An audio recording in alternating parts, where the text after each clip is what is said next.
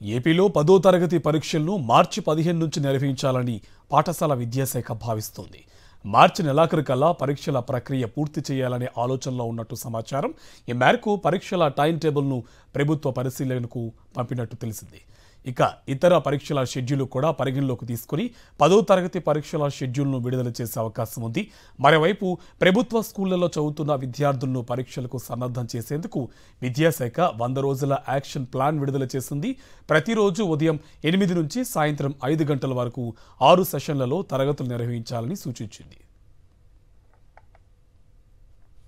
ఏపీలో 10వ తరగతి పరీక్షలను మార్చి 15 నుంచి నిర్వహించాలని పాఠశాల విద్యాశాఖ భావిస్తోంది. మార్చి నెలాఖరుకల్లా పరీక్షల ప్రక్రియ పూర్తి చేయాలనే ఆలోచనలో ఉన్నట్టు సమాచారం. ఈ మేరకు పరీక్షల టైం టేబుల్ను ప్రభుత్వ పరిశీలనకు పంపినట్టు తెలిసింది. ఇక ఇతర పరీక్షల షెడ్యూల్ కూడా పరిగణలోకి తీసుకుని 10వ తరగతి పరీక్షల షెడ్యూల్ను విడుదల చేసే అవకాశం ఉంది. మరోవైపు ప్రభుత్వ స్కూళ్లలో చదువుతున్న విద్యార్థులను పరీక్షలకు సన్నద్ధం చేసేందుకు విద్యాశాఖ 100 రోజుల యాక్షన్ ప్లాన్ విడుదల చేసింది. ప్రతిరోజు ఉదయం 8 నుంచి సాయంత్రం 5 గంటల వరకు 6 సెషన్లలో తరగతులు నిర్వహించాలని సూచించింది.